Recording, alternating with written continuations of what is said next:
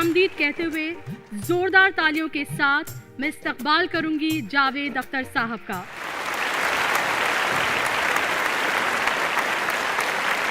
और उनके साथ ही मैं दावत देना चाहूंगी आतिका साहिबा को भी जोरदार तालियों के साथ।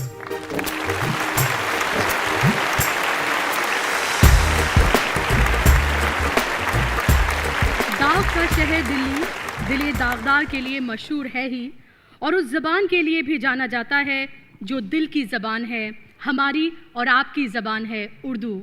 पद्म भूषण जावेद अख्तर साहब का तारुफ कराना कितना मुश्किल और जोखिम भरा है, इसका मुझे बखूबी अंदाज़ा है।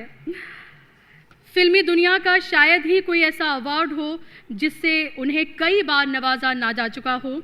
रेख्ता पर आपकी ख़ास करम फरमाइयाँ रही हैं। आपके मद्दाओं की बड़ी तादाद यहाँ पर आपको सुनने के लिए मौजूद है। और आपसे गुफ्तगू के लिए आतिका अहमद फारूकी साहिबा हमारे साथ मौजूद हैं। आप टीवी का जाना माना चेहरा हैं। पिछले 15 साल से आप टीवी से जुड़ी हुई हैं। फ़िलहाल कलर टेलीविज़न के साथ हैं। सास बहू और साजिश टीवी शो की कामयाबी और मकबूलियत आपकी ही सलाहियतों का नतीजा है। और अब मैं गुजारिश करती हूँ आतिका अहमद फारूकी साहिबा से कि वो गुफ्तगू का आगाज़ करें। शुक्रिया। बहुत शुक्रिया। और ये एक बात कहना भूल गई, मैंने 15 सालों में जो कुछ सीखा है इनसे सीखा है। जी हाँ, हमारी पीढ़ी में बहुत लोगों ने इनसे बहुत कुछ सीखा है। और आज जो मौजू है बातचीत का वो है कुछ इश्क किया कुछ काम किया।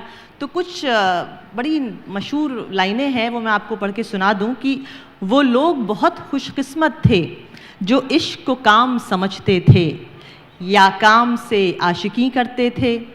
हम जीते जी मसरूफ़ रहे, कुछ इश्क किया कुछ काम किया।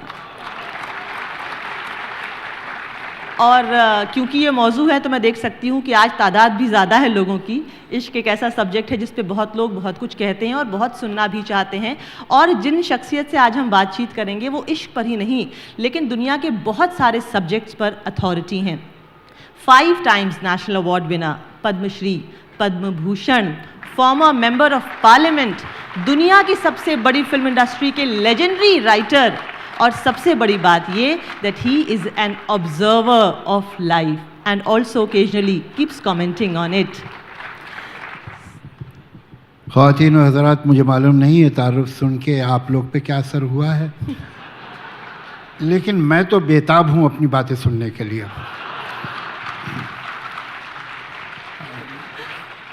बहुत बहुत शुक्रिया।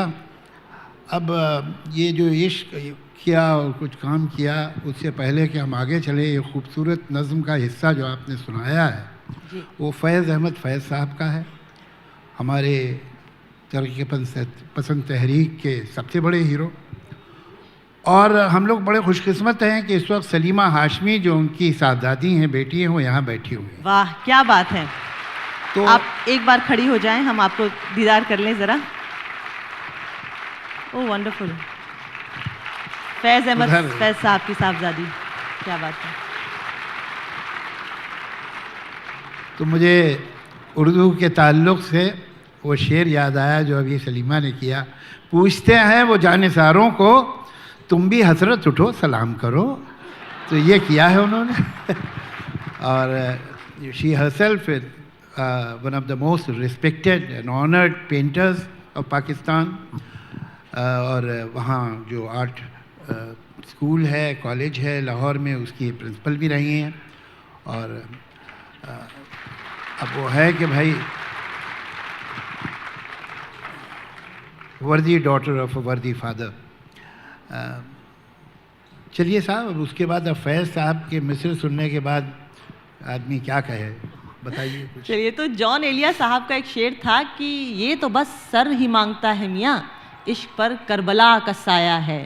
वाह वाह। और कल ग्रैंड मुशायरे में जावेद साहब अपनी नज़में और बहुत प्यारी गज़लें सुन रहे थे और कह रहे थे, और उन्होंने एक्सक्यूज़ किया अपने आप को ये कहकर कि उनकी 9 दिसंबर को शादी की 33वीं सालगिरह थी। 33 years of a beautiful partnership. So ये बताइए जावेद साहब कि ये जो एक बहुत बढ़िया टीम आप दोनों की है, 2 अचीवर्स की जो टीम है, इसमें आप ऐसा कौन सा एफर्ट करते हैं इस इश्क में कि ये कहानी हमेशा नई सी नज़र आती है? देखिए पहले तो ये जो इश्क पे आपने अगर मुझे बोलने को एक 25-30 साल पहले बुलाया होता तो मुझे ज़्यादा तफसील में बातें याद होती जी। लेकिन बहरहाल बेटर लेट देन नेवर। तो ये अजीब जज्बा है। जब इश्क तो मोहब्बत की इंतहा जब हो जाती है तो उसे इश्क कहते हैं। अच्छा, हम मोहब्बत से नाराज़ नहीं हैं, हम प्यार से नाराज़ नहीं हैं, प्रेम से इश्क से बहुत है। समाज को इश्क बिल्कुल पसंद नहीं। ये जो है असल में आप कहें कि मैं समझता हूँ कि लोगों से मोहब्बत करनी चाहिए, किसी को इतराज़ नहीं होगा। भाई आपस में प्यार रहना चाहिए, कोई नहीं कहेगा बुरी बात कह रहे। आप इश्क कीजिए तो लोग कहें ये तो बिगाड़ रहा है। तो वजह क्या है? ये इश्क से समाज को, माशरे को, सोसाइटी को खतरा क्या होता है? दरअसल मोहब्बत की जो इंटेंसिटी है वो स्टेटस को चैलेंज करती है। मोहब्बत ये उस जगह पहुंच जाती है जिसे हम इश्क कहते हैं। ऑब्सेशन का वो डिग्री है कि जहां हर बात, ख़ानदान, ज़ात पात, मज़हब, नेशनलिटी, हर चीज़ जो है वो सेकेंडरी हो जाती है। वो सामने वो जो शख्स है, जो इंसान है, वही इम्पोर्टेंट होता है। समाज को ये बात पसंद नहीं है। समाज को ये पसंद है कि हमने जो उसूल बनाए हैं, हमारे जो तौर तरीक़े हैं, हमने जो दीवारें खड़ी की हैं, आप उनकी इज्जत करते रहिए। जो हमने उसूल, जो हमारे गेम के रूल्स हैं, उनमें ही खेलो। अगर तुम इतने दीवाने हो रहे हो कि हमारे बनाए हुए कानून, हमारे बनाए हुए उसूल, हमारी रवायतें, हमारी परंपरा, हमारी ट्रेडिशन, तुम सबको कूद के निकल जाना चाह रहे हो, ये हम बर्दाश्त नहीं करेंगे। ये इश्क से दरअसल समाज को और दुनिया को कभी बहुत मोहब्बत नहीं रही है। इश्क के तो खिलाफ ही रहे हैं लोग। और उसी इश्क की एक लव जिहाद भी मिसाल है। ऐसा नहीं है कि आप विद इन योर कम्युनिटी इश्क करने लगे तो छोड़ देंगे लोग आपको, वो तब भी आपके खिलाफ ही रहेंगे। उन्हें इश्क पसंद ही नहीं है। मोहब्बत ज़रूरत से ज़्यादा हो उन्हें अच्छा नहीं लगता। जी। और ये जो पॉपुलर इश्क है, इसका एक नोशन ये है कि ये बराबरी के लोगों में नहीं होता। अगर आप औरत मर्द की बात करें तो या तो उम्र का फ़र्क होगा, हैसियत का फ़र्क होगा। मैं आपके जो शादीशुदा ज़िंदगी है उसके हवाले से देखिए, पहले तो मैं आपको करेक्ट कर दूं कि अब तो बराबरी के लोगों में भी होने लगा है, इस हद तक कि कभी कभी तो मर्दों में आपस में हो जाता है। जी। मेरी मुराद दरअसल आपकी अहलिया, आपकी शरीके हयात शबाना आज़मी जी से है, जो बहुत लोगों की इंस्पिरेशन है। इस तरह कि उनके पास नेशनल अवार्ड है 5, सो इनके पास भी 5 नेशनल अवार्ड हैं। वो पद्मश्री पद्म भूषण है, सो आप भी पद्मश्री पद्म भूषण हैं। बल्कि उनका पहला पद्मश्री आपके पद्मश्री से 11 साल पहले मिला, तो वो शायद आपकी सीनियर हुई। अब दो बराबरी के लोगों में, और एक औरत और एक मर्द जब बराबर की स्टैंडिंग सोसाइटी में रखते हों, जब उनके बीच में पार्टनरशिप होती है तो कैसी होती है, और मुश्किल होती है या आसान होती है?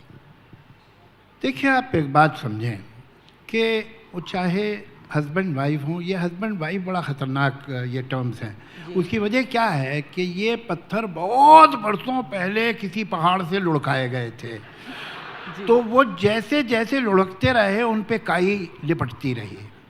तो ये बहुत बैगेज लेके आते हैं आपके पास वाइफ हस्बैंड।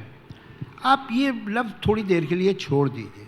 आप कहिए दो इंसान जो आपस साथ रहें, वो चाहे दोस्त हों, वो पार्टनर्स हों, वो दो बहनें हों, दो भाई हों, या हस्बैंड वाइफ हों, या दो लवर्स हों, जो भी हो, वो खुश कैसे रह सकते हैं? वो खुश तभी रह सकते हैं। एक आपके दिल्ली के बहुत अच्छे ह्यूमरिस्ट थे फ़िक्र तौनसवी साहब, तौनसा एक जगह है पंजाब की, वहाँ के थे, और लिखते थे, मेरे ख्याल तेज या प्रताप किसी में, वो प्याज के छिलके के नाम से एक वो भी लिखते थे। उसमें उन्होंने कहा कि अपनी शादी के बहुत दिनों बाद मैंने ये बात समझी कि हम दोनों की खुशी में ही हम दोनों की खुशी है। क्या बात! तो जब आप ये बात समझ लेंगे कि हम दोनों की खुशी में ही हम दोनों की खुशी है, तो बहुत से मसले हल हो जाएंगे। दरअसल मसला ये होता है हर रिश्ते में, और ख़ास तौर से हस्बैंड वाइफ के रिश्ते में तो अक्सर हस्बैंड ये गलती करते हैं कि उनको ऐसा लगता है कि दरअसल कायनात के यूनिवर्स के सेंटर वो हैं और बाकी जो हैं सितारे वो उनके चारों तरफ घूमते रहें, प्लैनेट, यही ठीक रहेगा। और ये बीवी जो है इसका काम ये है कि इसकी ज़िंदगी ये है कि मेरे चारों तरफ घूम के मेरा ख्याल रखे।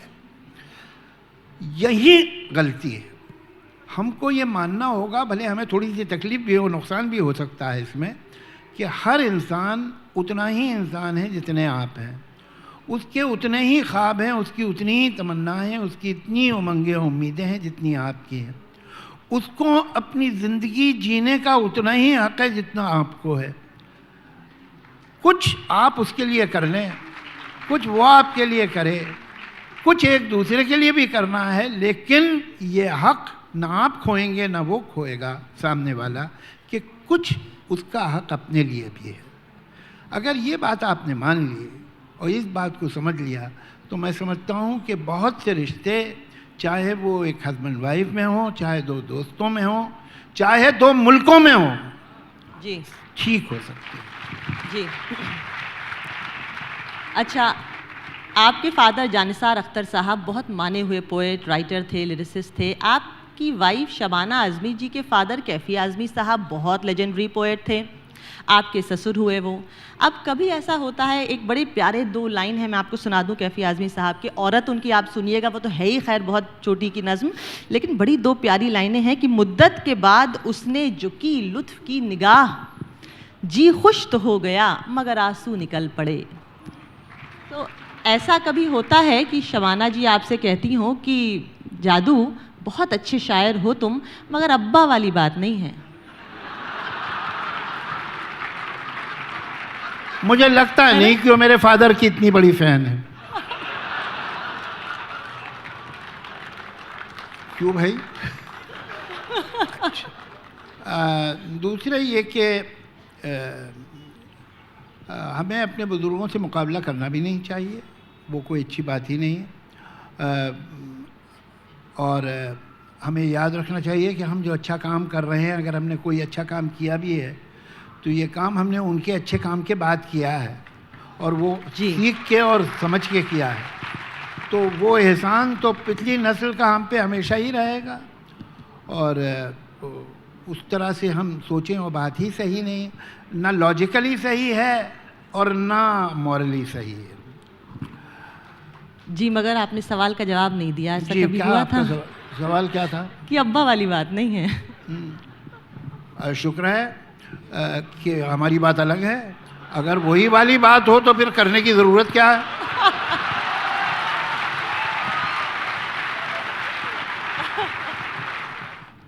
और मुझे अभी ख्याल आया ये सब बात करें कि शबाना आपसे क्या कहती है। एक मरतबा ऐसे ही इंटरव्यू हो रहा था, खातून मेरा और शबाना दोनों का साथ में इंटरव्यू कर रही थी जी। तो वो कहने लगी कि शबाना जी, जावेद साहब ने तो इतनी रोमांटिक शायरी भी की है, ऐसे रोमांटिक गीत भी लिखे हैं, तो ये तो बड़ी ज़िंदगी में बड़े रोमांटिक होंगे।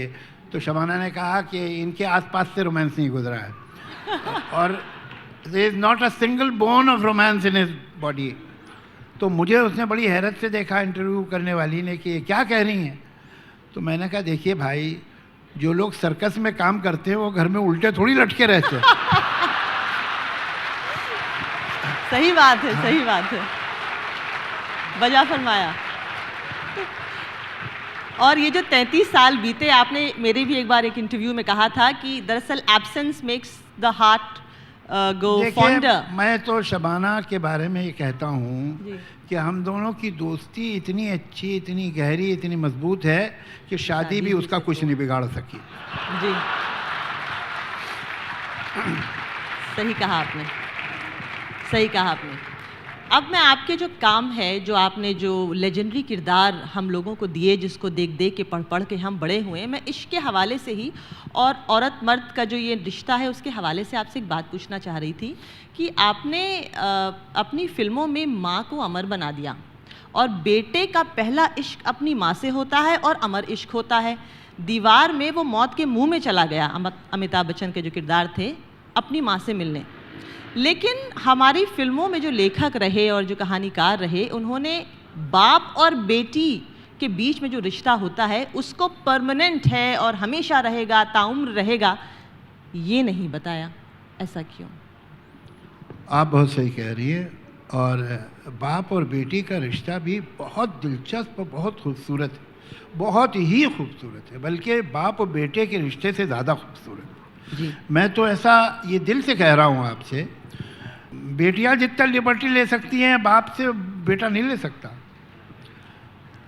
आप सही कह रही हैं, इस रिश्ते को उतना प्रोब नहीं किया गया है जितना कि किया जाना चाहिए, इसमें कोई शक नहीं।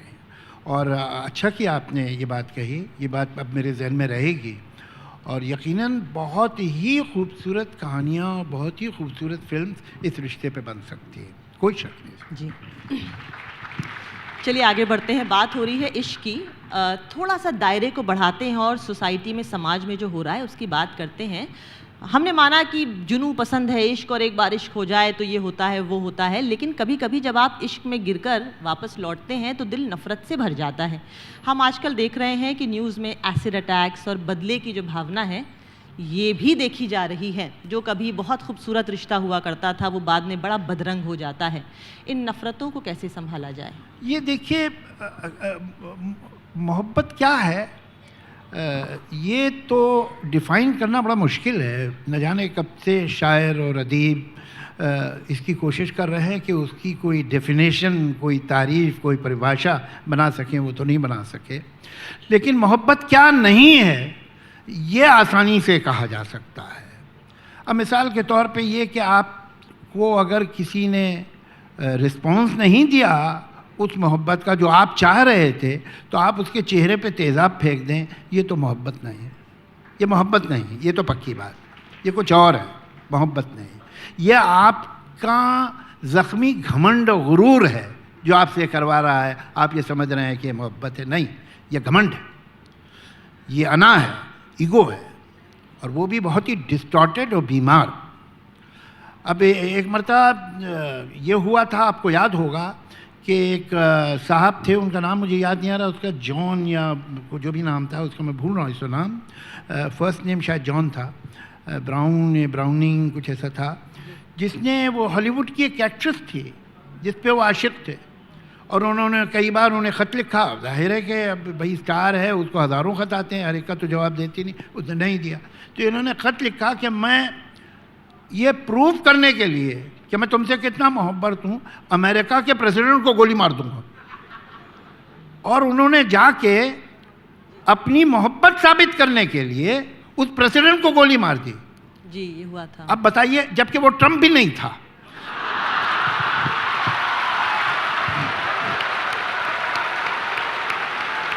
कोई और था। तो ये मोहब्बत नहीं है, ये यकीनन मोहब्बत नहीं। तो आपको ये बताया जा सकता है कि क्या मोहब्बत नहीं है, और मोहब्बत क्या है वो तो आपको दिल में पता है। जी, अब इश्क के दूसरे पहलू की तरफ जाते हैं। कई शायरों ने इश्क के बारे में तो लिखा है, लेकिन दुनिया में जो और परेशानियां हैं, दुश्वारियां हैं, उनका क्या सल्यूशन हो सकता है और उनको एड्रेस करना कितना ज़रूरी है, इस बात से उनका इश्क रहा है। आपके जो तरकश, लावा, कैफी आज़मी साहब के जो कलाम हैं, बहुत से हमने पढ़े हैं। शायर जो है तो लोगों, दूसरों के दिल के दर्द को बहुत खूबसूरती से अपने कलाम में बयां करता है। मिसाल के तौर पर दो बड़े प्यारे शेर हैं कि पत्थर उबालती रही एक माँ तमाम रात, बच्चे फरेब खा के चटाई पे सो गए।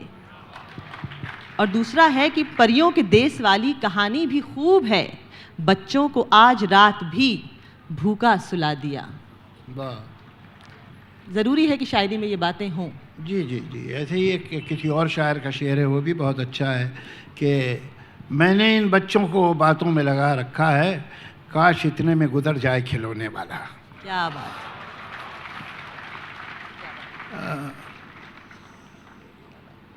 तो ये असल में पहले तो ये लफ्ज़ बच्चा तो गज़ल में आता ही नहीं था, और उससे पहले ये जब तरक्की पसंद तहरीक शुरू हुई तो जो अल्फाज आए, मज़दूर या कुदाल या कारखाना, तभी जो बुज़ुर्ग शायर थे वो बेहोश हो गए कि भाई ये क्या हो रहा है, ये शायरी में कुदाल और मजदूर और कारखाना जैसे आप लोग अल्फाज इस्तेमाल कर रहे हैं, शायरी है। तो ज़माना वो भी गुज़र गया बहरहाल, और उन्होंने जो असर हमारे जहनों पे और हमारी सोच पे छोड़ा वो तो जानते हैं हम। उसके बाद जो अब शायर आए हैं और जिस तरह के अल्फाज वो इस्तेमाल कर रहे हैं, शायद ट्रेडिशनलिस्ट उससे भी नाराज़ होते होंगे। ट्रेडिशनलिस्ट बड़े दिलचस्प लोग होते हैं साहब, ये जो पुराने ख्याल के लोग होते हैं ये बड़े इंटरेस्टिंग लोग होते हैं। ये चाहते हैं कि दुनिया में कोई काम पहली बार ना हो, आप दूसरी या तीसरी बार कर लीजिए, अच्छा, उसमें कोई शिकायत नहीं, पहली बार मत। तो ये भी जो चीज़ें अब पहली बार आ रही हैं शायरी में, और जो नई जनरेशन है इतनी अच्छी शायरी कर रही है हिंदुस्तान में भी और पाकिस्तान में भी, उनका पूरा डिक्शन अलग है, उनका स्टाइल अलग है, उनकी सोच अलग है, और उनके यहाँ मोहब्बत का भी जो ख्याल है वो अलग है। वो पहले एक जो ट्रेडिशनल शायर होता था, तरक्की पसंद तहरीक से पहले की बात कर रहा हूँ, और गालिब मीर जैसे बड़े शायरों के बाद एक ये भी दौर था कि ऐसा लगता था कि बस ये जो हैं आशिक जो हैं ये मतलब नाक रगड़ने को तैयार हैं महबूबा के दरवाज़े पर, ये रकीब के जूते भी खाने को तैयार हैं, कुछ भी इनके साथ हो जाए मगर ये एक आशिक है। मतलब एक शेर इस तरह के होते थे, एक शेर मुझे याद आता है, इसमें कोई डिग्निटी नहीं है, झुक झुक के कर रहे हैं वो अगयार को सलाम, यानी गैरों को झुक झुक के कर रहे हैं वो अगयार को सलाम, वालेकुम अस्सलाम किए जा रहा हूँ मैं। तो ये जो बेशर्मी आ गई थी ये अब नहीं है। ये जो नए लड़के जो शायरी है उसमें बहुत बात है, बहुत बात। और मुझे एक अभी नौजवान शायर का बहुत शर्म की बात है कि मुझे उसका नाम नहीं याद आ रहा, लेकिन उसका शेर याद है, और ये बहुत ख़राब बात है कि मैं इस पर नाम भूल रहा हूँ, उसका क्रेडिट उसे दिया जाना चाहिए कि तेरी शर्तों ही पे करना है अगर तुझको कबूल, तेरी शर्तों ही पे करना है अगर तुझको कबूल, ये सहूलत तो मुझे सारा जहां देता है। क्या बात, क्या बात। ये आपके लाहौर का शायर है। चलिए बात लाहौर की हुई, अहमद फराज नाम के एक बहुत उम्दा शायर गुजरे हैं। अच्छा। तो उन्होंने लिखा था, YouTube पे बड़ा वायरल है, जिन्होंने नहीं सुना उनको प्लीज़ पढ़ें और पढ़ें, कि सुना है लोग उसे आंख भर के देखते हैं, सो उसके शहर में कुछ दिन ठहर के देखते हैं, सुना है दिन के वक्त उसे तितलियां सताती हैं, सुना है रात को जुगनू ठहर के देखते हैं।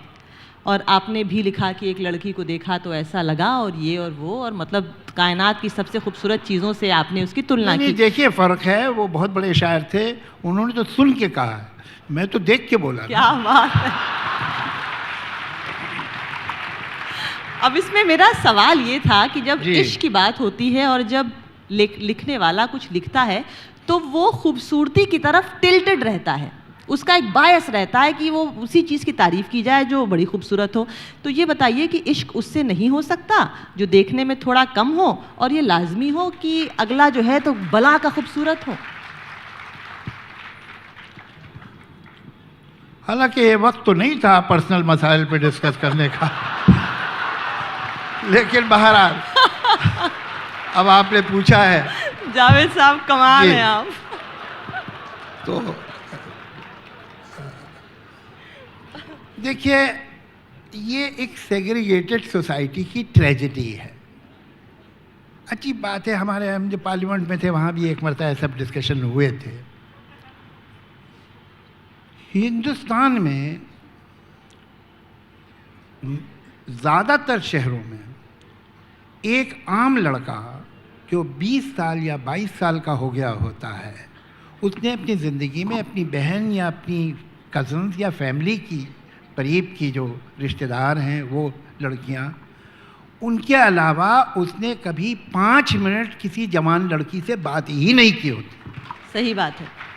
उसने सिर्फ देखा होता है, सड़क के दूसरी तरफ जाते हुए या बस स्टॉप पे खड़े हुए। ये तो एक एक्सट्रीम केस मैं बता रहा हूँ जो बड़ा आम है। ये हिंदुस्तान के 75 से 80% लड़कों की बात कर रहा हूँ मैं, और वो लड़कियाँ जिन्होंने कभी अपनी ग्रोन अप लाइफ में, अपनी टीन एज में, अपनी 20s में किसी गैर लड़के के साथ एक शाम नहीं गुजारी होगी। ये सब दूर से एक दूसरे को देखते हैं। तो जब दूर ही से देखोगे एक ऐसा समाज होगा तो सिवाय शक्ल सूरत के क्या मालूम होगा तुम्हें। क्या बात। और हैरत क्या है, इतने इस पे हैरत की क्या बात है कि अगर उसको सिर्फ एक कोई ऑब्जेक्ट समझ रहे हो, औरत को उसे सिर्फ जिस्म समझ रहे हैं और उस जिस्म से अट्रैक्ट होते हैं, तो शिकायत कैसे कर रहे हो? तुम्ही ने तो यह हालात क्रिएट किए हैं कि उन्हें जिस्म के अलावा कुछ पता ही नहीं है। बहुत अच्छी बात बोली आप। जहां आप देखते हैं कुछ कुर्बत होती है, इंटरेक्शन होता है, लड़के लड़कियां साथ पलते हैं, बढ़ते हैं, स्कूल्स में, कॉलेज में, जहां हर जगह पाबंदियां इतनी नहीं होती, वहां हम एक दूसरे को इंसान की तरह देख सकते हैं और देखते हैं जी। ये उल्टी बात है। जो मर्द है और मर्द की जो वजह है वही उसका इलाज बताया जाता है कि इनको और अलग कर दो। अरे और अलग होंगे और प्रॉब्लम क्रिएट होगा, ये अननेचुरल सिचुएशन है। तो ये हमारे यहाँ किसी न किसी डिग्री में हमेशा रहा है। लिहाजा आपको दिखाई देता है कि महबूबा या तो बैल्कनी में दिख रही है या छत पे दिख रही है। अब छत पे आप बैल्कनी में कितनी देर चिल्ला के बात कर सकते हैं जी। तो बात तो कमी हो रही है, आप सिर्फ देख रहे हैं। तो वही ऑब्जर्वेशन आपको हमारे लिटरेचर और पोइट्री में भी मिलता है। लेकिन जैसे जैसे आपका समाज बदल रहा है और जहाँ जहाँ बदला है वहाँ शायरी भी बदली है। मैंने तो जब शेर लिखा था अपनी मोहब्बत के इजहार के लिए या इस एक्सेप्टेंस के लिए कि मुझे पसंद है वो जी। तो मैंने लिखा था खुद शक्ल भी है वो, ये अलग बात है मगर खुद शक्ल भी है वो, ये अलग बात है मगर हमको ज़हीन लोग हमेशा अजीज थे। क्या बात है, वाह वाह। इसी हाँ सॉरी, ये मजाज की पोइट्री में ऐसी लाइनें हैं कि मुझे हैरान कर देती हैं नुक्तादानियाँ उसकी। तो काम ने बहुत कभी कभी आपको शायरी में मिलेगा कि आप अपनी महबूबा के IQ की बात भी कर रहे हैं, वरना सारा मामला EQ से ही चलता रहता है। जी जी। आपकी इसी बात से मुझे ख्याल आया, एक सोशल मैं एक इम्प्लीकेशन देने की कोशिश कर रही हूँ। 70-60 के दशक में फिल्मों में जो दिखाया जाता था और आज के ज़माने में जो फिल्मों में दिखाया जाता है, उसमें दो चीज़ें हैं। जो पहले हुआ करता था वो अब नहीं है और जो पहले नहीं होता था वो अब है। जैसे आपने बोला कि सेक्सेस के बीच में इंटरेक्शन नहीं होता है और ये बुरी बात है, होना चाहिए। पहले किसी की कॉलेज लाइफ दिखाते थे तो लड़का लड़की का मिक्स्ड ग्रुप ऑफ फ्रेंड्स नहीं होता था। वो गाना था मेरे महबूब तुझे मेरी मोहब्बत की कसम। कोई भी अगर अलीगढ़ का वो जो माहौल होता था, एक इस्लामी माहौल होता था, उसमें ये आप नहीं देखेंगे कि लड़का लड़की ऐसे एक ग्रुप ऑफ फ्रेंड्स है। दूसरा जो पहले होता था अब नहीं होती है, जो बहुत अच्छी बात है कि रेप के सीन्स फिल्मों में बाकायदा डाले जाते थे। वो एक तफरी का ज़रिया था, लुत्फ़ का ज़रिया था, पोस्टर में भी वो डाला जाता था। वो अब नहीं होता, शुक्र है नहीं होता। क्यों नहीं होता? मुझे ऐसा लगता है कि देखिए ज़िंदगी जो है अगर इतना आसान हो ना कि ये अच्छा दे है ये बुरा है, तो हम ज़्यादातर लोग अच्छा चुन लेंगे, बुरा छोड़ देंगे। ऐसा है नहीं। ज़िंदगी हमको पैकेजेस ऑफ़र करती है। एक पैकेज इधर रखा है, एक पैकेज इधर रखा है। इस पैकेज में 5 बड़े बड़े अच्छे हैं, 9 मीडियम साइज़ ख़राब हैं, 11 छोटे छोटे अच्छे हैं और 19 बहुत ही छोटे ख़राब हैं। दूसरे में 9 बड़े बड़े अच्छे हैं, 11 काफ़ी बड़े बड़े बुरे हैं, 7 मीडियम साइज़ अच्छे हैं और 5 छोटे छोटे बुरे हैं। अब आपकी समझ में नहीं आ रहा कि कौन सा वाला पैकेज ठीक है। कंफ्यूज कर देती है ज़िंदगी। अब आप देखिए पुरानी जो हमारी फिल्में थी उनमें बहुत सारी खूबियाँ भी थी, कुछ खराबियाँ भी थी। आज जो हमारी खूबियाँ फिल्में हैं उनमें कुछ खूबियाँ नई आई हैं, कुछ खराबियाँ भी हैं। उन फिल्मों में शायद एस्थेटिक वैल्यू वो नहीं थी, मेलोड्रामा ज़्यादा होता था। ये क्रूडिटी जिसका आप जिक्र कर रही हैं वो भी अक्सर बी ग्रेड फिल्मों में तो खुसूसन मिलती थी। अब बी ग्रेड फिल्में भी हमारे यहाँ नहीं होती है। लेकिन जो हम उन फिल्मों को देते हैं तो उनमें बावजूद इसके कि वो लार्जर देन लाइफ थी, लेकिन उसमें कॉमन मैन का दर्द था। आप देखिए हमारी फिल्मों का हीरो कौन होता था? टैक्सी वाला, रिक्शे वाला, मजदूर, मिल वर्कर, किसान, clerk, school teacher, lawyer, doctor. अब हमारी फिल्मों का हीरो काम नहीं करता है। जी सही बात है। इसलिए कि फिल्म जो है मिडिल क्लास के लिए बनी नहीं रही है, वर्किंग क्लास के बनी नहीं है। अब तो उसके लिए बन रही है जो 500 रुपये या 700 रुपये का टिकट खरीद सकता हो। तो वो ये सब है नहीं, वो ज़रा पैसे वाला है। अब वो अगर वो ये सारे काम नहीं करता तो इन काम करने वालों के जो प्रॉब्लम्स हैं और जो मसाइल हैं और जो समस्याएं हैं उनमें भी वो इंटरेस्टेड नहीं है। तो एक तरफ हमारी फिल्मों में जो एस्थेटिक्स है बेहतर हो गई है, जो फोटोग्राफी है बेहतर हो गई है, साउंड बेहतर हो गई है, मेलोड्रामा और फुहड़पन चला गया है, स्लिकनेस आ गई है, गहराई कम हो गई है। हमारे पास बहुत अच्छी फिल्में भी बन रही हैं, बहुत अच्छी फिल्में भी बन रही हैं, लेकिन वो बहुत कम होती है, बहुत कम है। और हमारे गीत जो हैं, आप पुराने 70, 60, 50s के गीत देखेंगे तो एक बी ग्रेड फिल्म का भी जो गाना है उसका एक स्टैंडर्ड है, उसमें कोई पोइटिक वैल्यू है। अब हमारे यहाँ बहुत कम अच्छे गाने होते हैं। कुछ ये इरशाद कामिल है, सदानंद किरकिरे है, ये लोग काम कर रहे हैं और कोशिश करते हैं अच्छा करें, लेकिन मौका नहीं है। वो उनको ना म्यूज़िक साथ दे रही है उनका, ना सिचुएशन साथ दे रही है, क्योंकि कहानी में दर्दमंदी नहीं है, आम इंसान की बात नहीं है, तो वो सिचुएशन ही नहीं आएगी जहाँ पर ये दुनिया अगर मिल भी जाए तो क्या है जैसा गाना है, कैसे आएगा। मुझसे लोग पूछते हैं सर प्यासा जैसे गाने अब क्यों नहीं आते, तो मैं प्यासा जैसे गाने फिल्म जिंदा जला दूंगा में नहीं आ सकते, उसके लिए आपको प्यासा बनानी पड़ेगी। सही कहा आपने। एक बात बड़ी दिलचस्प है, 1981 में आपने सिलसिला फिल्म से लिरिक राइटिंग की शुरुआत की। बड़े खूबसूरत उसके बोल थे, देखा एक ख्वाब तो ये सिलसिले हुए, दूर तक निगाह में है गुल खिले हुए, ये गिला है आपकी निगाहों से, फूल भी हो दरमियाँ तो फासले हुए। उसके बाद आपने साथ साथ के गीत लिखे, 1942 अ लव स्टोरी, और आपने ये भी लिखा दर्द डिस्को और काटे नहीं कटते दिन ये रात, कहनी थी तुमसे जो दिल की बात। लेकिन कभी भी ओछे अश्लील लफ्ज़ों का चयन आपने अपने गीतों में कभी नहीं किया, कितना भी निर्देशक ने बोला। ये मुझे दो बातें अच्छी लगी, एक तो ये सवाल नहीं है और दूसरे ये तारीफ है, तो दोनों ही बातें भली। चलिए अब हो गया ये तो मैं ये कह रही हूँ कि ये जो उसूलों पे आप जो ये कॉम्प्रोमाइज़ नहीं करते हैं, इसका कभी नुकसान नहीं उठाना पड़ा? देखिए, अगर आपके ज़िंदगी में कोई भी उसूल है तो उसका नुकसान तो होगा, थोड़ा होगा, शायद कभी फ़ायदा भी हो जाए, लेकिन अब फ़ायदे नुकसान के तरह से आप सोचेंगे तो उसूल रख ही नहीं सकते आप। हम ये करेंगे ये नहीं करेंगे, अब नुकसान हो तो हो जाए, बर्बाद हो तो हो जाए, अब इससे आगे तो हम नहीं जा सकते। वो हर चीज़ में होना चाहिए, और ये मुझे ऐसा लगता है आजकल हर फील्ड में ये कम हो गया है। अपना जो मतलब साधना है, जो हमें अचीव करना है, जो गोल हम हासिल करना चाहते हैं, उसके लिए नो होल्ड बार्ड, हम हर काम करने को तैयार। और आप यकीन ना आए तो आज या कल या परसों का अखबार पढ़ लीजिएगा, तो यही है कि अब कोई डिसिप्लिन नहीं है कि भाई ये बात तो नहीं करेंगे, हम ऐसा तो नहीं कहेंगे, ऐसी ज़बान तो नहीं इस्तेमाल करेंगे। अब मैं ये कह नहीं सकता कि इतने नीचे तो नहीं जाएंगे, वो ज़रा गड़बड़ हो जाएगा, तो उसके पता नहीं लोग क्या माने निकालने लगे, तो मैं ऐसा नहीं कहूँगा और मैंने कहा भी नहीं है।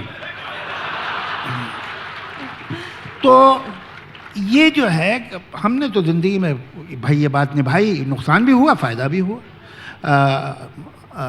इस तरह का कोई डबल मीनिंग डायलॉग, कोई घटिया ओछा वल्गर लाइन, और एक ज़माने में बहुत हो गई थी, तो मैंने तो पिक्चरें की कम हैं, छोड़ी ज़्यादा हैं जी।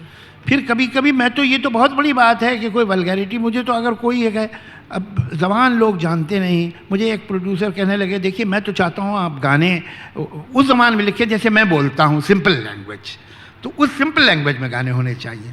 मैंने कहा आपकी लैंग्वेज में सिर्फ टेलीग्राम दिया जा सकता है, पूरा गाना नहीं लिखा जा सकता। तो ऐसे होते हैं किस्से और भी कि साहब वो ऐसा लफ्ज़ इस्तेमाल कर दीजिए, ये हम निकाल दिए, इस पे भी बहुत हमने फिल्में छोड़ी हैं। लेकिन बहरहाल ग्रैंड टोटल देखना चाहिए ज़िंदगी का, तो ग्रैंड टोटल जो है उसमें तो मैं फ़ायदे में हूँ। लेकिन एक बड़ी दिलचस्प बात यह है कि आप ही ने लिखा था कि तुमको देखा तो ये ख्याल आया, ज़िंदगी धूप तुम घना साया, हिट रहा। और जब आपने दर्दे डिस्को भी लिखा जिसका कोई सर पैर नहीं है, अगर माने की बात करें तो वो भी हिट रहा। आप बिल्कुल सही कह रही हैं, बिल्कुल उसका कोई सर पैर नहीं है, और अगर ज़रा सा भी उसमें सर पैर होता तो ख़राब राइटिंग होती। बताता हूँ क्यों। जी देखिए, ये गाने जो हैं ये बाद में आप रेडियो पे सुनते हैं, टेलीविज़न पे सुनते हैं, कैसेट पे सुनते हैं, अपने फ़ोन पे सुनते हैं, लेकिन बुनियादी तौर से गाने फिल्म के लिए लिखे जाते हैं। उन फिल्मों में अजीब अजीब तरह की सिचुएशंस होती हैं, उनमें उसी तरह का वहाँ कैसा गाना चाहिए। अब सिचुएशन क्या है फिल्म की, कि एक पिक्चर का हीरो है जो कि व्हील चेयर पर आ गया है, उसके पैर टूट गए हैं, व्हील चेयर पर बैठा है, कहता है मगर नहीं, मेरा एक डिस्को का गाना होना चाहिए। तो उनका जी आपका पिक्चर में जो कैरेक्टर है वो व्हील चेयर पे है। तो कहना अच्छा तो फिर वो फैंटेसी में होगा, मगर होगा। तो अब वो चूंकि हर चीज़ बेवकूफ़ी की हो रही है और मीनिंगलेस हो रही है, तो उसमें वो गाना जो था वो सेंसिबल नहीं होना चाहिए था। वो एक गाना ऐसा होना चाहिए था, यार क्या गा रहा है ये, आपका अचीवमेंट ही है कि आप ऐसा गाना करें, क्योंकि वो सिचुएशन अब्सर्ड है। और हम ये जो कहानीकार है, जो डायरेक्टर, वो बताना चाहता है कि अब्सर्ड सिचुएशन है। अच्छा, तो ये जो लफ्ज़ है इश्क, उसे दो शायरों ने दो अलग अलग मुख्तलिफ तरीके से कहा। गालिब का शेर है कि इश्क ने गालिब निकम्मा कर दिया, वरना हम भी आदमी थे काम के। और दूसरा शेर जिगर मुरादाबादी का है कि इश्क जब तक न कर चुके रुसवा, आदमी काम का नहीं होता। अब एक ने इश्क को रोग बताया है, दूसरे ने रोग की दवा बताया है। आपका वर्जन क्या है? मैं शुरू से एक बात महसूस कर रहा हूँ, क्या होता है बच्चे कहीं झगड़ा वगड़ा बच्चे हो जाए ना, तो अपने मोहल्ले के दादा को लेके जाते हैं झगड़ा कर। ये अपने मोहल्ले के सब दादा लेके आई हैं। थोड़ी थोड़ी देर बाद एक उस्ताद शायर का शेर सुना देती है और फिर मुझसे राय लेती है। चलिए, बहरहाल अब ये फुर्सत के ज़माने थे, सहूलत के, कि जब आदमी इश्क में बर्बाद होने को कुछ ख़ास मुश्किल काम नहीं मानता था, या बल्कि बड़ी आरजू थी। अभी खेती बाड़ी होती थी, आराम से रहते थे लोग, ज़मींदारियाँ थीं। अब इसमें बर्बाद हो गए, ज़मींदारी तो चलती रहेगी ना। लेकिन अभी आजकल के ज़माने में आप अफोर्ड नहीं कर सकते इसमें बर्बाद होना, बहुत महंगा पड़ जाएगा। और ये सब ख्याल कि इस ज़िंदगी में एक ही बार होता है, ये भी गलत। अरे भाई, कई बार हो सकता है, ये किसने कहा एक ही बार हो सकता है? आपकी एक इंसान से बड़ी अच्छी दोस्ती है, वो दोस्ती टूट गई किसी वजह से, वो नहीं रहा, या उसने आपको छोड़ दिया, या आपने उसे छोड़ दिया, या वो जिंदा ही नहीं रहा, या कहीं और चला गया, आपको फिर ज़िंदगी में कोई दोस्त, अब मुझे कोई दोस्त नहीं होगा, ऐसा कैसे हो सकता है? तो बहरहाल ये इश्क को ये जो है इस तरह से ताला अपनी लगा सकते हैं कि इसमें तो मेरे फादर का बहुत अच्छा शेर है, इरशाद। ये हमसे ना होगा कि किसी एक को चाहें, ये हमसे ना होगा कि किसी एक को चाहें, ऐ इश्क हमारी न तेरे साथ निभेगी। क्या बात है, क्या बात है। बहरहाल ये मोहब्बत जो है खूबसूरत, एक अच्छा जज्बा है। इश्क उसी का एक इंटेंस फॉर्म है, और नफ़रत एक ख़राब जज्बा है, वो फैनेटिज़म और वायलेंस उसी का एक्सट्रीम फॉर्म है। अब आप पे है, आप मोहब्बत करें कि नफ़रत करें। लेकिन एक बात बता दूं आपको कि दुनिया में जितनी शायरी हुई है वो मोहब्बत करने वालों ही ने की है। नफ़रत का करने वालों ने हुकूमत कर ली हो, शायरी नहीं कर सकते। क्या बात है। शायरी करने के लिए तो मोहब्बत ही करनी पड़ती है। क्या बात है। अच्छा, ये जो इश्क है ये इसकी समझ और डेफिनेशन भी अलग अलग लोगों के लिए अलग अलग है। आपका वक्त बचपन में भोपाल में बीता, अलीगढ़ में बीता, लखनऊ में बीता। उसका जो एक इंटरप्रिटेशन है इश्क का वो ये था कि पाकीज़ा में वो लाइन थी कि आपके पाँव देखे बड़े खूबसूरत हैं, इन्हें ज़मीन पर मत रखिएगा वरना मैले हो जाएंगे, और उसने पैरों को हाथ तक न लगाया। और फिर आज का वक्त है जब सब कुछ हुआ जा रहा है, और बम्बई में जब आप पहुँचे तो आपने एक नई दुनिया देखी, और फिल्मों की दुनिया तो वाकई बिल्कुल अलग है। तो छोटे शहरों का इश्क और बड़े शहरों का इश्क और असल ज़िंदगी का इश्क और फिल्मों के इश्क में क्या फ़र्क है? देखिए, ये जो पाँव ज़मीन पे न रखिएगा, ये उन्हीं से कह सकते थे, पाकीज़ा से। अब वो लड़की जो एक ऑफिस में काम करती है उस पर आप आशिक हो जाओगे, आप अपने पाँव ज़मीन पे न रखिएगा, आप उससे नहीं कह सकते। आज जो औरत आगे बढ़ रही है और तेज़ी से आगे जा रही है, आप उससे कहें ज़मीन पे पाँव न रखना, तो ये अब ये प्रैक्टिकल नहीं है। और ये तसव्वुर ही जो है कि उसको मोहब्बत आप जिससे करें उसे फ्रेम करके दीवार पे लगा दें, ये अब जा चुका है। आपको मोहब्बत जिंदा लोगों से करनी चाहिए, जीती जागती औरत से करना चाहिए, जो आप ही की तरह सोचती है, आपकी तरह काम करती है और आपकी तरह अचीव करती है। ये जो औरत को आप कह रहे हैं पाँव ज़मीन पे न रखिएगा, अब ज़मीन पे ऐसी औरतों की और ऐसे मर्दों की जगह नहीं बची। बाकी आपके और भी कई सवाल एक ही सवाल में थे, वो क्या थे? मैं दूसरा आपसे सवाल पूछती हूँ जी। एक फिल्म आई थी 1980s के एंड में, क़यामत से क़यामत तक, जी जी, जिसमें दो प्यार करने वाले जी, मर जाते हैं। जी, और पहले यही माना जाता था कि इश्क मुकम्मल ना हुआ तो अब मर जाना ही बेहतर है। हाँ, जी हाँ। अब ऐसी फिल्में बनती नहीं हैं। सो ये अच्छी बात तो है, जैसे कि आपने अभी बोला कि इश्क अब वो ज़माना चला गया, लेकिन वो जो एक शिद्दत होती थी, जो एक पैशन नहीं, होता देखिए, था। ये तो जितनी दुनिया में क्लासिकल लव स्टोरीज हैं दुनिया में, उसमें हीरो हीरोइन एंड में मर जाते हैं, इसलिए कि अगर नहीं मरे तो इनकी शादी हो जाएगी, तो राइटर मारे डर के इन्हें मार डालता है। अब उस शादी के बाद फिर आप आगे चलाएंगे कहानियां, मालूम हुआ झगड़ा हो रहा है, तुम्हें कहा था कि आते वक्त तरकारी ले आना, तुम्हें कुछ याद तो रहता नहीं।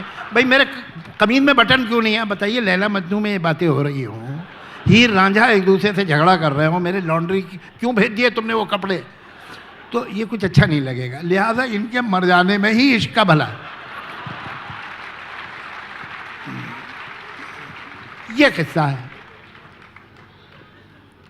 और दूसरे क्या होता है कि भाई जिंदा रहे तो कभी झगड़ा भी हो सकता है, और कभी एक दूसरे से क्या ये आदमी कहाँ से मुझे पसंद आ गया था, ऐसा होता है ना जिंदगी में। डिवोर्सेज हो जाती हैं भाई, नाचाकी होती है, अलग हो जाते हैं। तो इससे पहले कि इन दोनों को एक दूसरे के बारे में ऐसी कोई बात समझ में आए, ये मरी जाए तो बेहतर। तो ये सारे चांसेस अब क्या है कि रहती दुनिया तक रोमियो जूलियट रोमांस में रहेंगे, रहती दुनिया तक लैला मजनू एक दूसरे पे आशिक रहेंगे। ख़त्म हो गई बात। जैसे कि मार्लन मोनरो है, जेम्स डीन है, जो जवानी में मर गए तो अब वो कभी बूढ़े हो ही नहीं सकते, वो हमेशा जवान रहेंगे। तो उसी तरह ये मोहब्बत हमेशा रहेगी, इसके लिए दोनों का मर जाना ही ठीक है। जी। और फिल्मों में एक भी और थोड़ा ऐब नज़र आता है ये कि कुछ फिल्में देखिए, प्यार में ट्विस्ट, चीनी कम, ऐसी फिल्में बनी जो 40 के बाद भी तो जाहिर है इश्क की ज़रूरत होती है, वो भी एक तरह की ये तो बड़ी अच्छी बात कही आपने जी। लेकिन मुझे सबसे माकूल बात आपकी आज पूरे दिन यही लगी, मैं ये याद रखूंगा। जी जी। लेकिन ये फिल्में बहुत कम बनती हैं। अगर हाँ, आप तो बड़ी हॉलीवुड में देखिए तो बहुत सी फिल्में ऐसी बनती हैं जिसमें age is no barrier at all. और हमारी जो आबादी है, माना उसमें यूथ बहुत ज़्यादा है, बट कितने आप हमारी जो पॉपुलेशन के हिसाब से अगर देखें तो थोड़ा थोड़ा सबके हिस्से में आना चाहिए, नहीं? देखिए, आपको एक यही बात बताऊं, on a more serious note, जो फिल्म बनती है वो एक ऑडियंस को टारगेट करती है। आप ये देखिएगा कि 50s में, 60s में, 70s में जो हीरो होते थे उनकी उम्र या तो लेट 20s में होती थी या 30s में होती थी। They used to be young man. जो आप हीरोज को देखेंगे तो वो लड़के नहीं होते थे, वो ये बॉबी से पहले वो यंग मैन होते थे और यंग विमेन होती थी, वो लड़कियां छोटी सी नहीं होती थी। इसका ये हवा में नहीं होती चीज़ें, फिल्मों में जो होता है उसका पूरे समाज से और हमारी इकोनॉमिक से गहरा ताल्लुक़ है। हमारे मुल्क में हम लोग शिकायतें तो बहुत करते रहते हैं, लेकिन जो अच्छा हुआ है उसका जिक्र नहीं करते हैं। हुआ यह है कि ये कंट्री पिछले 60-70 सालों में by leaps and bounds industrialise हुई है। Today we are one of the most industrialised countries of the world. 11 most industrialised country में एक इंडिया भी है। इस इंडस्ट्रियलाइजेशन ने एक नया मिडिल क्लास पैदा किया। समझिए 80s में कोई 15 से 20 करोड़ आदमी मिडिल क्लास में एंटर हुए, कि जिनके पास पहली बार ऐसा पैसा था कि वो कुछ आराम से खर्च कर सके। हमको बचपन में, मैं जब छोटा था तो मुझे 5 रुपये पॉकेट मनी मिलती थी 1 महीने की। आज आप किसी बच्चे को 100 रुपये देंगे तो बुरा मान जाएगा, ऐसा कीजिएगा मत कभी। तो जो टीनेजर है उसके पास, क्योंकि माँ बाप के पास एफ्लुएंस आई, तो टीनेजर के पास एफ्लुएंस आई। अब वो पिक्चर देख सकता है। हमको तो 3 महीने 4 महीने में कोई पिक्चर दिखा देता था तो थैंकफुल होते थे अपनी टीनेज में। ये बच्चे के पास इतना पैसा है कि वो फिल्म देखता है। जब वो फिल्म देखता है तो हीरो की उम्र कम हो गई है, इसलिए कि इसको दिखाई जा रही है पिक्चर। जो 22 साल का है, जो 20 साल का है, जो 18 साल की लड़की है, फिल्म उसे दिखाई जा रही है। तो हीरोइन भी फिर 18 साल की होगी, हीरो भी फिर 22 साल का होगा। तो हमारे एक्टर्स की और हमारे हीरोज़ की और हीरोइंस की उम्र पिछले 15-20 बरस में कम हुई है, इसलिए कि समाज में इन्फ्लुएंस बढ़ा है। तो जो यंगर जनरेशन है वो फिल्में देखती है, आज ज़्यादा उसके पास पैसा है देखने को, तो उस वजह से अब ये चांसेस कम होते जा रहे हैं कि ग्रोन अप लोगों की कहानियाँ बने। होती हैं, अभी भी बनती हैं, जैसे आपने 2-1 का नाम लिया, 2-1 का नाम मैं भी ले सकता हूँ। लेकिन हिंदुस्तान एक अजीब मुल्क है साहब। ये दुनिया की पुरानी से पुरानी तहजीबों का भी अलंबरदार है। हमारी ट्रेडिशन 5000 साल, 5500 साल एक तरफ पुरानी है, दूसरी तरफ इस मुल्क की ओवरवेलमिंग पॉपुलेशन जो है वो 25 साल से कम है। तो इतना यंग मुल्क को इतनी पुरानी ट्रेडिशन, कमाल की बात। तो इसमें अगर हम यंग आदमी को केटर करते दिखाई देते हैं हमारे फिल्म मेकर्स, तो कोई हैरत की बात नहीं। जी, आपने यूथ की बात की, मुझे याद है जावेद साहब 2005 की शायद बात है, मुंबई में फ्लड्स आए थे और मैं तब स्टार न्यूज़ में थी और एक स्टोरी मैंने बनाई थी कि भाई मुंबई में 2 दुनिया रहती है, गरीबों की एक अमीरों की, और कितना भी बड़ा हादसा क्यों ना हो जाए अमीरों की दुनिया चलती रहती है। तो मैंने अपनी समझ से बनाई थी, बट मुझे उस रात को जावेद साहब का फ़ोन आया और उन्होंने मेरी इस स्टोरी की तारीफ़ की कि मैंने टीवी पे देखा और बहुत अच्छा लगा कि तुम्हारे सोचने का ये तरीका है। मेरे लिए बहुत बड़ी बात थी, क्योंकि जाहिर है, और I was in my early 20s और मुझे उस दिन बहुत रश हुआ अपने आप पर कि अच्छा मुझे उनका फ़ोन आया। तो बात यह है दरअसल कि आप जो ये यंग जनरेशन है, एक फसल जाती है दूसरी फसल आती है, आपके बच्चे बहुत खूबसूरती से हमारी जनरेशन को लीड कर रहे हैं, तो यूथ से दरअसल आपकी तवक्को क्या है? यूथ से सबसे पहले तो जो मुझे तवक्को, जो एक्सपेक्टेशन है, वो बहुत मुश्किल नहीं है, बहुत आसान है कि वो हमसे बेहतर होंगे। ये कोई बहुत मुश्किल काम नहीं है। हमने, ये सच है कि हमसे पहले की जो जनरेशन थी, मुझसे पहले की जो जनरेशन थी, मेरे बाप या मेरे बाप की उम्र के जो लोग थे, उन्होंने इस मुल्क की आज़ादी की जंग में हिस्सा लिया, उन्होंने ये मुल्क आज़ाद की। वही जनरेशन थी जिसने ये कॉन्स्टिट्यूशन इस मुल्क का बनाया, वही जनरेशन थी जिसने इस मुल्क की ज़मीन में डेमोक्रेसी की जड़ें डाल दी। हिला नहीं सकता कोई उसे अब। ये उनका अचीवमेंट था।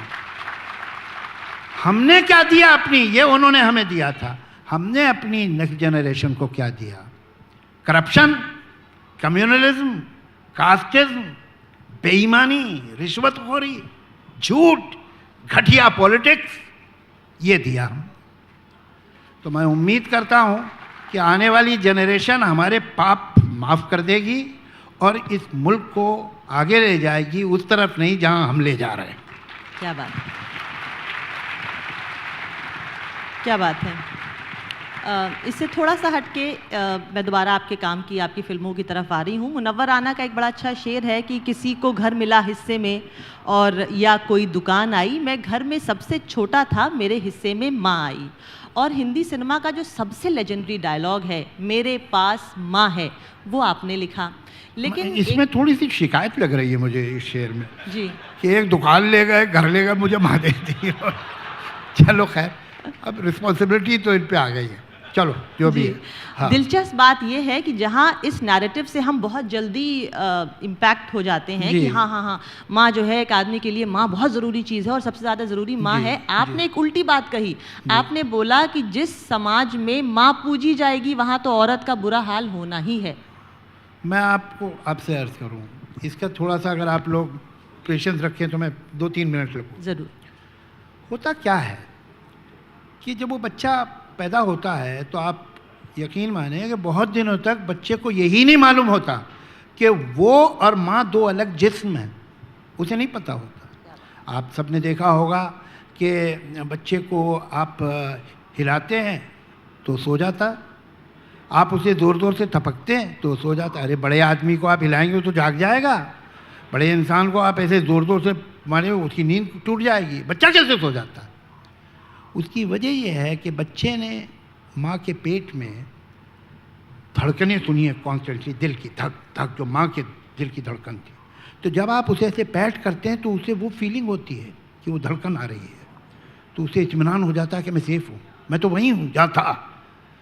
जब आप बच्चे को हिलाते हैं तो वो जो जूसेस थे जिनमें वो हिलता था इस तरह से, उसे ऐसा महसूस होता है कि मैं वहीं हूँ, तो मैं सेफ हो जाता। उससे ये अरसे बाद मालूम होता है कि माँ और मैं दो अलग जिस्म हैं, दो अलग इंसान हैं। और उस गम को कम करने के लिए वो एक माँ जैसी चीज़ ढूंढता है, टेडी बेयर या एक ब्लैंकेट। वो चीज़ हमेशा नर्म होगी, गर्म होगी, मुलायम होगी, माँ की तरह। वाह। कि अब माँ तो नहीं है, अलग है, तो कोई चीज़ तो रख लूँ अपने पास माँ जैसी। ये बच्चा जब बड़ा होता है तो वो देखता है कि उसकी माँ के साथ जाती है, उसका बाप उसे ह्यूमिलेट कर रहा है, उस माँ की दादी उसे कर रही है, उसकी आंट उसे ह्यूमिलेट, उस घर में वो लड़की, वो औरत जो उसकी माँ है, वो ह्यूमिलेट हो रही है। ये बच्चा चूंकि माँ से किस्मत जुड़ी है तो सोचता है कि मैं बड़े होकर अपनी माँ के लिए कुछ करूँगा, और माँ के लिए उसके दिल में बेपनाह कंपैशन और लव और मोहब्बत पैदा होती है और वो पूछता है अपनी माँ को। लेकिन जब वो बड़ा हो जाता है तो वो माँ का बेटा तो है, लेकिन अब वो खुद भी मर्द हो चुका है, अब उसे दूसरी औरतों पे जुल्म करना है, तो वो अपने इस पॉजिटिव इमोशन को भी विप बना लेता है और दूसरी औरत पे इस्तेमाल करता है। तुम मेरी माँ की तरह दाल नहीं बना सकती, तुम में मेरी माँ जैसे घर संभालती थी तुम नहीं संभाल सकती।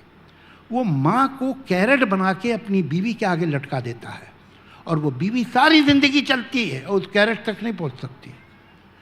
हर माँ, सास जो है हमारे समाज में, हर सास जो है अपने बहू से बेहतर दाल बनाती थी, यानी 5000 साल से खाने का स्टैंडर्ड नीचे जा रहा है।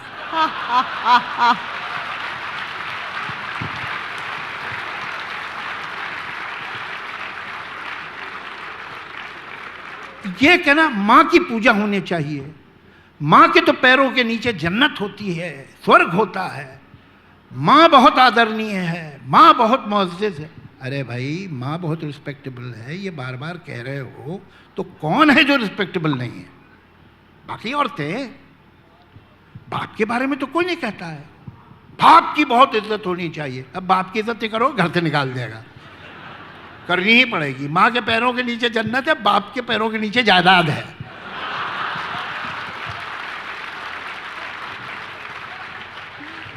तो ये जो है माँ की बहुत इज्जत करो, तो ये एक लाइसेंस है कि माँ की इज्जत करो, बाकियों को छोड़ दो। और माँ, कौन सी माँ की इज्जत? मेरी माँ की इज्जत होनी चाहिए, ठीक है। मेरे बच्चों की माँ की इज्जत नहीं होनी चाहिए। और मेरी माँ की इज्जत कब होनी चाहिए? मैं पैदा हुआ था 17 जनवरी को, 16 जनवरी को मेरी माँ इज्जत के काबिल थी कि नहीं?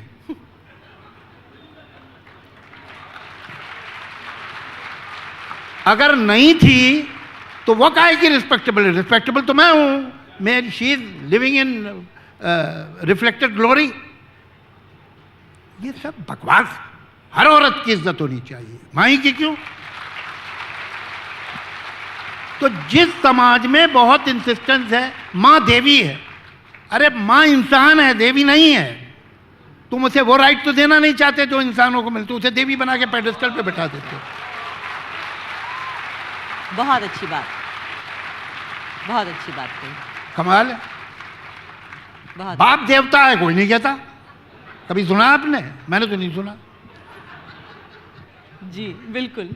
तो चलिए, मेरे तो सवाल पूरे हो गए और मैं आपसे ये दरख्वास्त करती हूँ, आपने कल बड़ी दिलचस्प नज़्म सुनाई थी, कम से कम 5000 लोगों का यहाँ मजमा था और बहुत दाद मिली थी।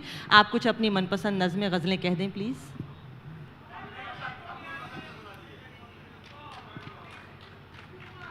चलिए ठीक है, जल्दी से एक गज़ल के 2-3 शेर सुना देता हूँ, एक कोई नज़्म सुना देता हूँ, उससे आगे तो आप सुनने को तैयार भी नहीं होंगे। चलो, ये उन्होंने कहा भी कुछ ही नए दिनों, अभी इन्हीं दिनों लिखी है। आजकल थोड़े लंबे मीटर में गज़ल लिखने का फैशन कम हो गया है, लेकिन ये थोड़ी कंपैरेटिवली थोड़ा सा लंबा ही मीटर है। ज़रा मौसम तो बदला है मगर पेड़ों की शाखों पर नए पत्तों के आने में अभी कुछ दिन लगेंगे। ज़रा मौसम तो बदला है मगर पेड़ों की शाखों पर नए पत्तों के आने में अभी कुछ दिन लगेंगे। बहुत से जर्द चेहरों पर गुबारे गम है कम बेशक, पर इनको मुस्कुराने में अभी कुछ दिन लगेंगे।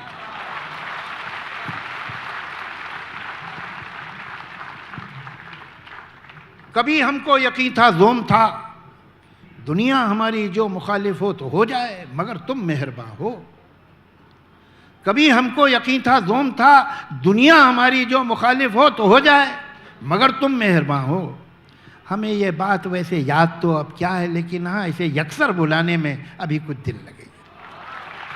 हमें ये बात वैसे याद तो अब क्या है, लेकिन हाँ, इसे यकसर भुलाने में अभी कुछ दिन लगेंगे। जहाँ इतने मसाइब हों, जहाँ इतनी परेशानी, किसी का बेवफा होना है कोई सानेहा क्या? जहाँ इतने मसाइब हों, जहाँ इतनी परेशानी, किसी का बेवफा होना है कोई सानेहा क्या? बहुत माकूल है ये बात, लेकिन इस हकीकत तक दिले नादा को लाने में अभी कुछ दिन लगे। कोई टूटे हुए शीशे लिए अफसरदा व मग़मूम, कब तक यूँ गुजारे बेतलब बेआरज़ू दिन। कोई टूटे हुए शीशे लिए अफसरदा व मग़मूम, कब तक यूँ गुजारे बेतलब बेआरज़ू दिन। तो उन ख्वाबों की किरचें हमने पलकों से झटक दी, पर नए अरमा सजाने में अभी कुछ दिन लगे। बस बाकी शेर भी कुछ ऐसे ही हैं दोस्तों। बहुत अच्छा, बहुत अच्छा। एक नज़्म सुना देता हूँ आपको। इरशाद। ये खेल क्या है? वाह। इसमें जो मेटाफर है वो चेस का है, लेकिन बातें आप समझेंगे कुछ और। मेरे मुखालिफ ने चाल चल दी है और अब मेरी चाल के इंतजार में है। मेरे मुखालिफ ने चाल चल दी है और अब मेरी चाल के इंतजार में है। मगर मैं कब से सफ़ेद खानों स्याह खानों में रखे काले सफ़ेद मोहरों को देखता हूँ। मैं सोचता हूँ ये मोहरे क्या हैं। अगर मैं समझूं कि ये जो मोहरे हैं सिर्फ लकड़ी के हैं खिलौने, तो जीतना क्या है, हारना क्या? न ये ज़रूरी न वो अहम है।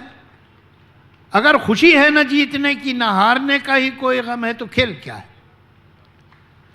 मैं सोचता हूँ जो खेलना है तो अपने दिल में यकीन कर लूँ, ये मोहरे सचमुच के बादशाह हो वज़ीर, सचमुच के हैं प्यादे, और इनके आगे है दुश्मनों की वो फौज जो रखती है मुझको तबाह करने के सारे मंसूबे सब इरादे। मगर मैं ऐसा जो मान भी लूँ तो सोचता हूँ ये खेल कब है? ये जंग है जिसको जीतना है, ये जंग है जिसमें सब है जायज़। कोई ये कहता है जैसे मुझसे ये जंग भी है ये खेल भी है। ये जंग है पर खिलाड़ियों की, ये खेल है जंग की तरह का। मैं सोचता हूँ जो खेल है इसमें इस तरह का उसूल क्यों है कि कोई मोहरा रहे के जाए, मगर जो है बादशाह उस पर कभी कोई आंच भी ना आए। वाह, क्या बात है। मैं सोचता हूँ जो खेल है इसमें इस तरह का उसूल क्यों है कि कोई मोहरा रहे के जाए, मगर जो है बादशाह उस पर कभी कोई आंच भी ना आए। वजीर ही को है बस इजाजत कि जिस तरफ भी वो चाहे जाए। वाह वाह। मैं सोचता हूँ जो खेल है इसमें इस तरह का उसूल क्यों है? प्यादा जो अपने घर से निकले पलट के वापस न जाने पाए। क्या बात, वाह। मैं सोचता हूँ अगर यही है उसूल तो फिर उसूल क्या क्या है? है? वाह। अगर यही है ये खेल तो फिर ये खेल क्या है? मैं इन सवालों से जाने कब से उलझ रहा हूँ। मेरे मुखालिफ ने चाल चल दी है और मेरी चाल के इंतजार में। वाह, क्या बात है, क्या बात है, क्या बात है। आप जावेद अख्तर साहब को सुना करें और सुना करें और सुना करें, बेहद रोशन ख्याली आपको हासिल होगी। बहुत शुक्रिया। इस नज़्म का उन्वान ही वक्त है। ये वक्त क्या है? ये क्या है आखिर कि जो मुसलसल गुजर रहा है? ये जब न गुजरा था तब कहाँ था? कहीं तो होगा। गुजर गया है तो अब कहाँ है? कहीं तो होगा। कहाँ से आया, किधर गया है? ये कब से कब तक का सिलसिला है? ये वक्त क्या है?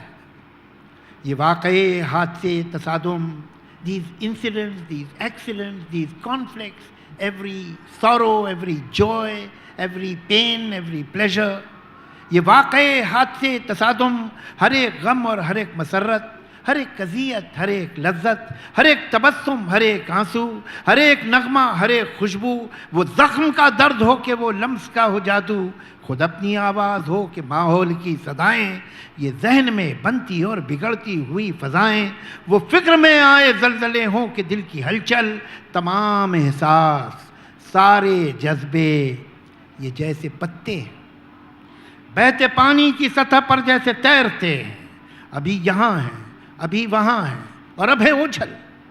दिखाई देता नहीं है लेकिन ये कुछ तो है जो कि बह रहा है। ये कैसा दरिया है? किन पहाड़ों से आ रहा है? ये किस समंदर को जा रहा है? ये वक्त क्या है? कभी कभी मैं ये सोचता हूँ कि चलती गाड़ी से पेड़ देखो तो ऐसा लगता है दूसरी समझ जा रहे हैं, मगर हकीकत में पेड़ अपनी जगह खड़े हैं। तो क्या ये मुमकिन है सारी सतियां कतार अंदर कतार अपनी जगह खड़ी हों, ये वक्त साकित हो और हम ही गुजर रहे हों?